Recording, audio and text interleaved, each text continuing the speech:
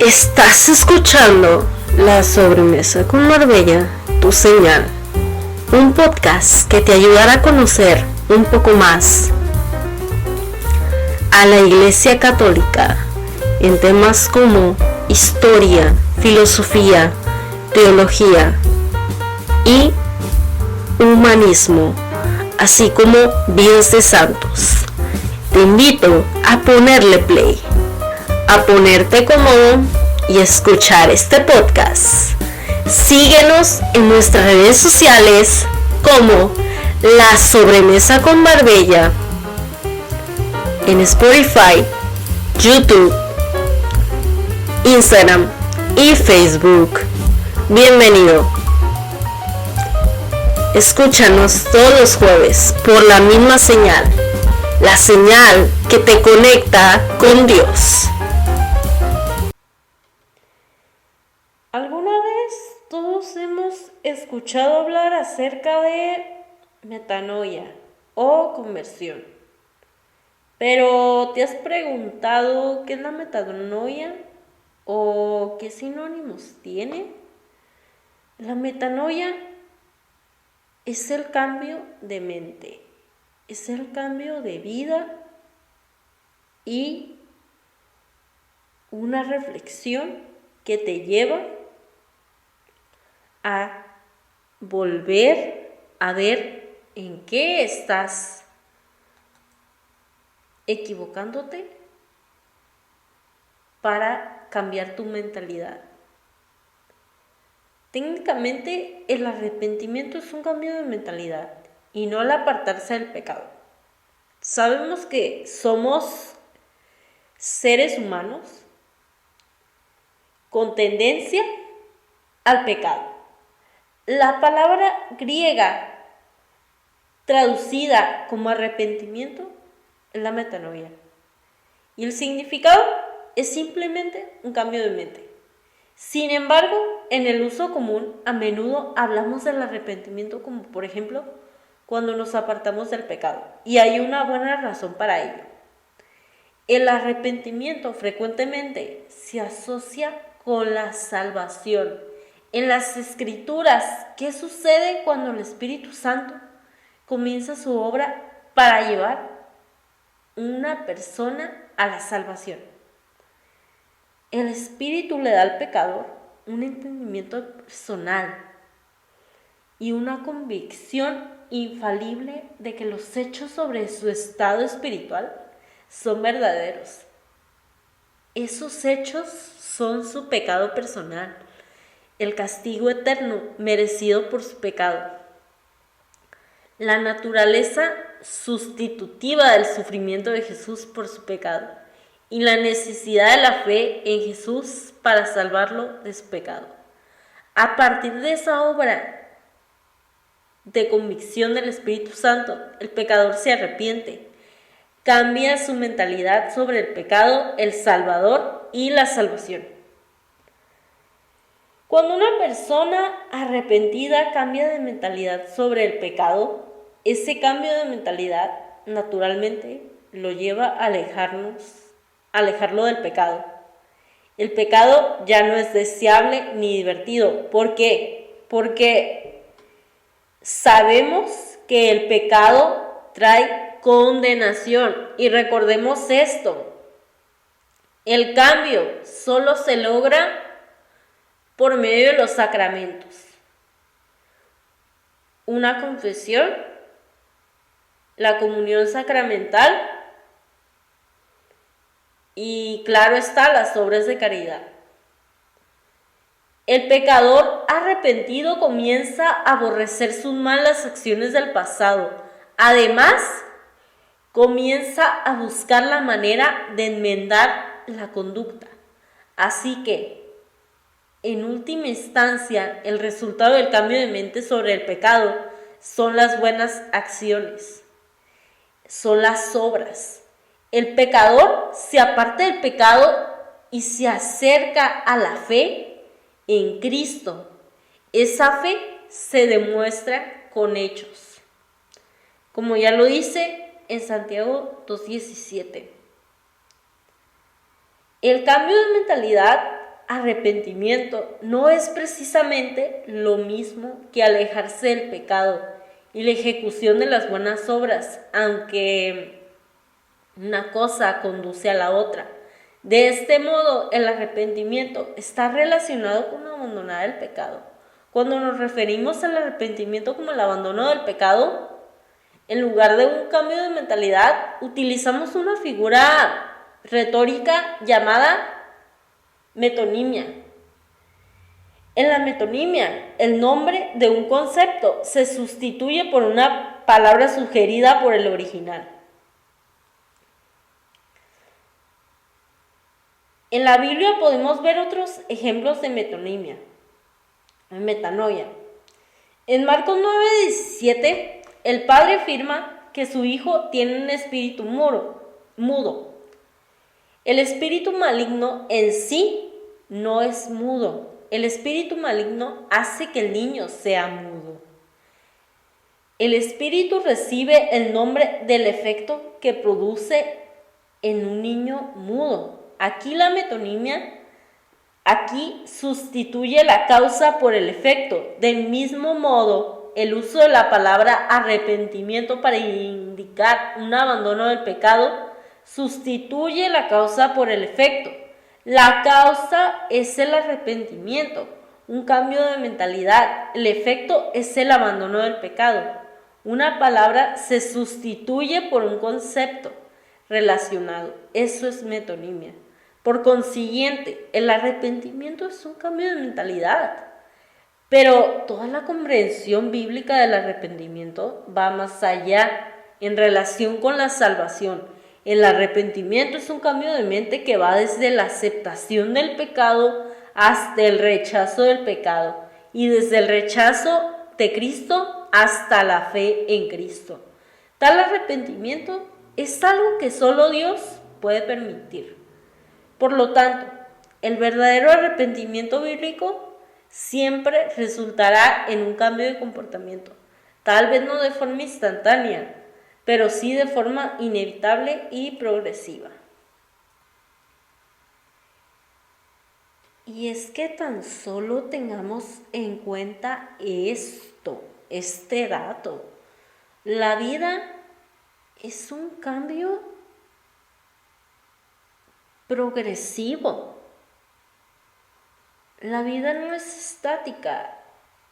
Tenemos hábitos, estados emocionales, tenemos cambios y siempre debemos enfrentarnos a cosas que ocurren y que no conocemos.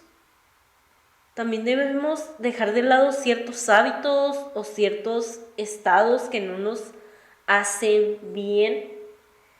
En psicología se indica que el hombre en su estado natural siempre está sujeto a cambios, basado en la interacción con el medio ambiente, con el ser humano, con quien lo rodea y consigo mismo. Entonces, la constante es el cambio, aunque esto parezca algo extraño de decir. Seguramente has oído decir la frase, que me acepte como soy, que no voy a cambiar. Yo nací así y así me voy a morir, como dice la canción, ¿no? Pero realmente, ¿esto es así? ¿Cuántos son los que pueden ser felices bajo esa postura de morir con un ideal? Nadie dice que una pareja, los padres o un jefe tengan la potestad y el poder para cambiarnos. Pero si de ayudarnos a mejorar se trata para ser más felices, más productivos, más amables, más solidarios, el cambio es de nosotros. Quedarnos mucho tiempo en la zona de confort no nos lleva a ningún lado. Lo mejor es que haya vaivenes en la vida. Sin duda, se debe preferir estar en un río que fluye que en un charco de agua estancada. ¿Por qué crees que en este último espacio es donde proliferan los microbios, las enfermedades y los virus. Porque no hay estática, porque no se mueve. Básicamente, siguiendo esta comparación, una vida que no se modifica es más vulnerable al sufrimiento. Dejar esta zona de confort no es para nada sencillo y te llevará bastante tiempo lograrlo, pero vale la pena hacer el esfuerzo. En realidad, hay que dar un salto de fe. No hay que cambiar, sino aprender cómo cambiar, que son dos cosas muy diferentes. Cambiar lo haces rápido. Aprender te lleva tiempo, pero aprender vale la pena. Puedes seguir siendo la misma persona, pero adaptada a la situación, al paso de los años, a los avances, al entorno. Obviamente, un niño no se va a comportar como un joven y un joven no se va a comportar como un adulto mayor, o un adulto mayor no se va a andar comportando como un niño o como joven. Hay etapas, hay pasos. Y si nos saltamos esos pasos, pues obviamente hay un desequilibrio. Si ese confort o esa falta de cambio está empezando a interferir en nuestro bienestar y felicidad, cuidado. Entonces es momento de dar un gran salto al charco y pasar a habitar a otro lugar. De vez en cuando podrás regresar a esa habitación, en sentido figurado, pero no volver a encariñarte con ella. Los beneficios de cambiar son mayores de los que crees o consideras. A diferencia de lo que se cree, la estabilidad que muchos buscan, sea económica o emocional, espiritual, siempre es sinónimo de felicidad. No es necesario dar un vuelco de 180 de la noche a la mañana. Puedes comenzar con pequeños detalles. Por ejemplo, vestirte de un color diferente, tomar otro camino para ir al trabajo, desayunar algo diferente, preparar una cena para tu familia, visitar una ciudad que nunca habías ido, buscar una opción diferente para tus vacaciones, decorar tu escritorio con fotografías, cambiar de lugar, escuchar música diferente, porque ojo, esto ya es un tema aparte de la conversión y el arrepentimiento y de la metanoia. El tipo de música que escuchas también habla mucho de el lugar en el que estás espiritualmente. El mensaje que tiene la música comunica. Sabemos que todo comunica. Sabemos que todo comunica, pero ojo ahí, ¿con qué música estamos escuchando? ¿O con qué tipo de mensaje nos estamos enganchando? Los ejemplos son infinitos. Solo es preciso estar dispuesto a cambiar y a mantener ese cambio. Recuerda que tardarás 21 días en fijar una actitud en tu personalidad. ¿Y qué estás esperando para salir de tu zona de confort? Comienza a vivir la vida como realmente te mereces.